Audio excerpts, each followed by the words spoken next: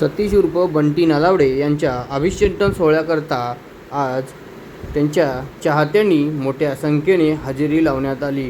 यावेळी अभिषेकन सोहळ्याकरता प्रमुख पाहुणे लाभले ते हबब किशोर महाराज पाटील व हबब संदीप यादव महाराज, गुरुनाथ साटीलकर, महेश पाटील, निखिल मालुसरे, रत्ना वाघमारे, भगवान पाटील, श्रद्धा साखरे, शिक्षिका व सागर भुरके, तसेच प्रवीण लाले व संदीप बोरले व अनेक देवनावे गावातील ग्रामस्थ मोठ्या संख्येने उपस्थित होते व बंटी नलावडे यांच्या वाढदिवसानिमित्त प्राथमिक शाळा देवनावे, धवेली, संगडेवाडी या शाळेची विद्यार्थ्यांना स्कूल बॅग, वॉटर बॉटल, छत्री तसेच स्पोर्ट गणवेश, टेबल, खुर्ची व 10वी व 12वी विद्यार्थी यांचे विशेष गुणगौरव त्यांच्या वाढदिवसानिमित्त करण्यात आले व सतीश उर्फ बंटी नलावडे यांच्या अभिषेकन सोहळ्याकरता आलेल्या मान्यवरांनी त्यांच्या भाषणातून त्यांना सतीश नलावडे यांना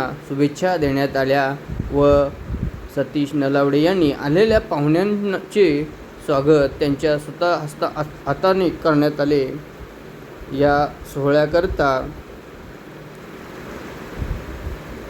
त्यांच्या चाहत्यांनी व देवनावे ग्रामस्थ, धवेली ग्रामस्थ तसेच ठाणे नावे, संगडेवाडी, उंबरे व अनेक गावातील दिग्गज नेते व तसेच त्यांचे चाहते विद्यार्थी यांनी सतीश उर्फ बंटी नलावडे यांच्या अभिष्ट चिंतन सोहळ्याकरता हजेरी लावत त्यांना शुभेच्छा देण्यात आल्या। तसेच संघर्ष रायगड न्यूजच्या वतीनेही सतीश उर्फ बंटी नलावडे यांना वाढदिवसाच्या शुभेच्छा याचा विशेष आढावा घेतला आहे। देवनावे गावातील युवा उद्योजक सतीश नलावडे यांच्या अभिषेकन सोहळ्याच्या ठिकाणाहून।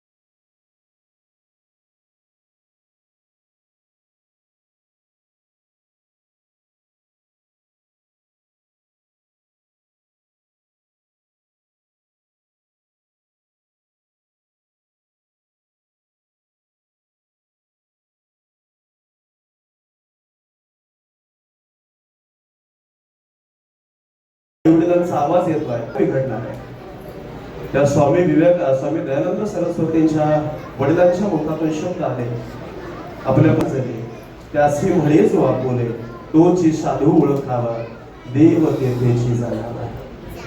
जेवढं लोकांमध्ये आपण देव ओळखू तेवढं दातृत्व शक्ती आपल्यामध्ये निर्माण होते।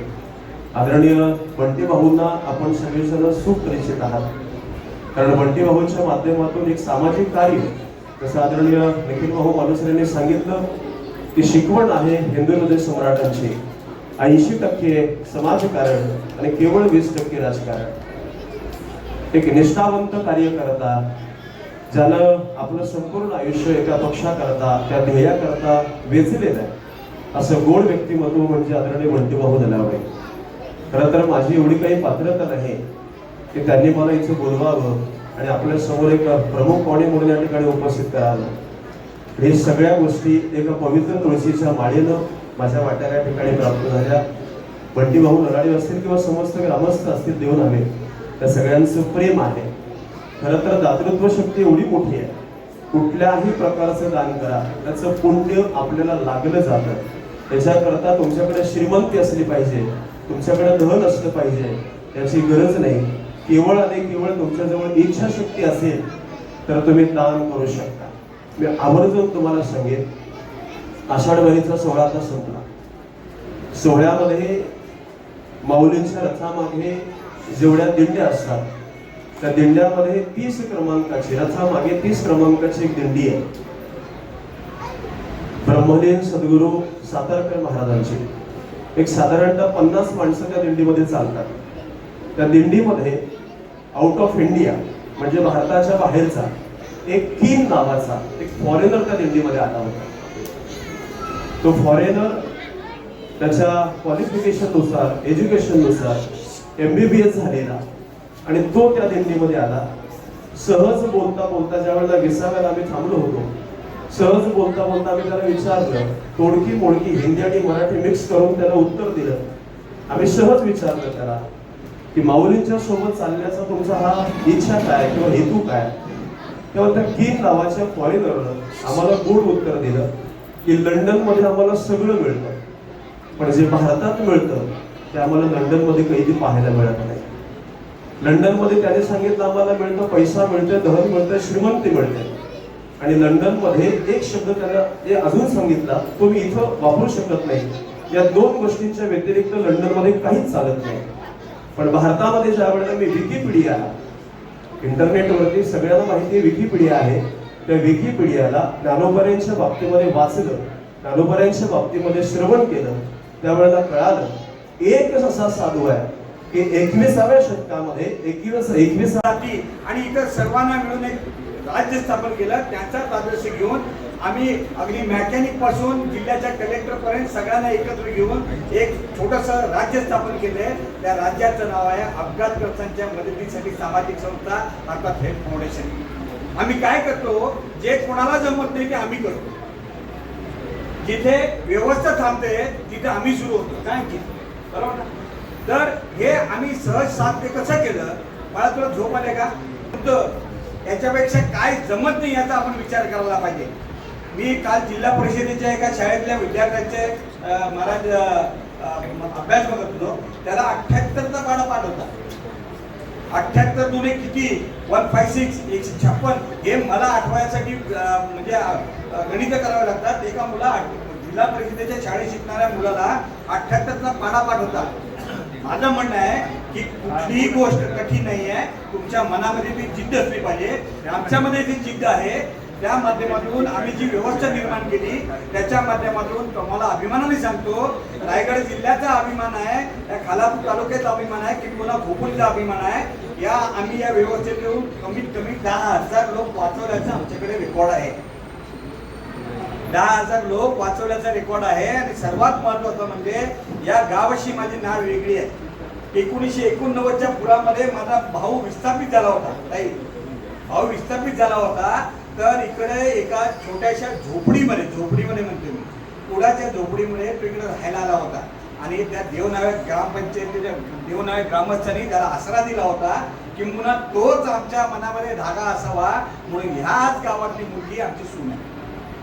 म्हणजे कुठं चुकत नाही. बरोबर ना मामा?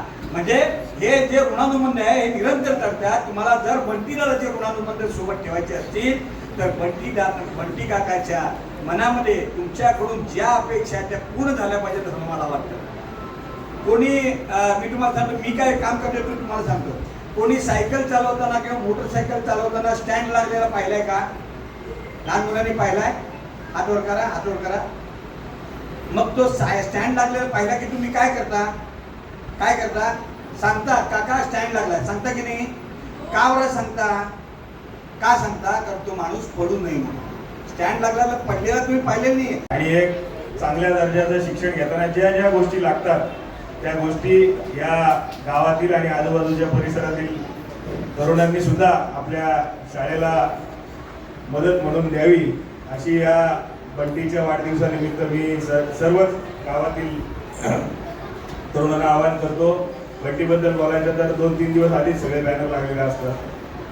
पाली पाट्यावर म्हणजे बंटी तालुक्याला कळतो बंटीचा वाढदिवस आता 2 दिवसावर आलाय. मला बरेचसे मित्र तालुक्यातले, राजकीय क्षेत्रातले कालपासूनच फोन करायला सुरुवात केली, आले बंटीचे बॅनर लागले, बंटीचा वाढदिवस आता बोला आहे उद्या, तुम्ही सगळ्यांनी या, बंटीला शुभेच्छा द्या. संदेश चौधरी आणि दर्शन आंग्रे हे त्याचे खरे तर निवडक मित्र, भूषण कडव यांची सगळ्यांची आधीपासून लगबग असते. बंटीचा वाढदिवस म्हणजे एखाद्या सणासारखा करावा. बंटीला काय गोष्टी म्हणजे त्याला पण अजिबात म्हणजे एक गोष्ट आवर्जून सांगतो, आज छोटीशी आठवण म्हणून, आज आमचे नेते अजितदादा नाही आहेत पण त्यांचे थोडेसे गुण बंटीमध्ये आहेत. बंटी आपला ग्रामपंचायत थोडासा कचरा जरी त्याला दिसला तरी बंटीची लगेच चिडचिड चालू होते. त्याला शिवाजी महाराजांविषयी निस्सीम प्रेम, म्हणजे शिवभक्त कसा असावा तो बंटी सारखा असावा मी तर म्हणत. कारण बंटी माझ्याकडे मी सरपंच असताना आग्रह करून आणखी काय अशी शिवजयंती केली पाहिजे ना, असाच भारी पाहिजे. आपण आता पुण्याला जाऊ बघायला, तिथं मी बघितलं एक शिवाजी महाराजांचा पुतळा किंवा प्रतिमा. आपण तिथं जाऊ, मला त्यांनी बरेच ठिकाणी फिरवलं, लालबागला फिरवलं आहे, सगळीकडे मला घेऊन जायचं होतो. पण त्याचं एक स्वप्न आहे का आपल्याकडं एक शिवाजी महाराजांचा अश्वारूढ पुतळा असावा. त्याचं काय सर्वच ग्रामस्थांचं स्वप्न आहे, ते लवकरच पूर्ण हो अशी आई तुळजाभवानीकडे प्रार्थना करतो आणि बंटीला वाढदिवसाच्या मनपूर्वक शुभेच्छा देऊन थांबतो. जरी काम करत असो तरी भेटल्यानंतर पक्षाची विचारधारा बाजूला ठेवून आपला परिवार म्हणजे आपला सर्व मित्रपरिवार हा पक्षाच्या पलीकडचा एक मित्रपरिवार आहे याची जाणीव त्या भेटल्यानंतर बोलण्यातून नेहमीच जाणवते. म्हणून आज एवढे सगळे मित्र तुमच्या वाढदिवसानिमित्त शुभेच्छा देण्यासाठी या ठिकाणी आल्यात.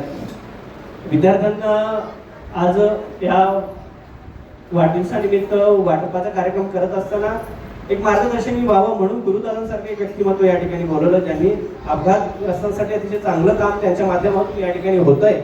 आणि पुढची पिढी, घडणारी पिढी ही त्याच पद्धतीने सक्षम एक विचारधारा घेऊन पुढे गेली पाहिजे, या पद्धतीचं मार्गदर्शन आज या ठिकाणी होत आहे. म्हणजे आता तुला वाढदिवसाच्या शुभेच्छा. कायम असंच चांगलं काम तुझ्या हस्ते घडव आणि तुमच्याकडून काय मला प्रेरणा मिळत राहो. एक चिरतरुण व्यक्तिमत्व पाहिल्यानंतर आम्हाला कायम प्रेरणा मिळते, अशीच प्रेरणा तुमच्याकडून कायम मिळत राहो. धन्यवाद.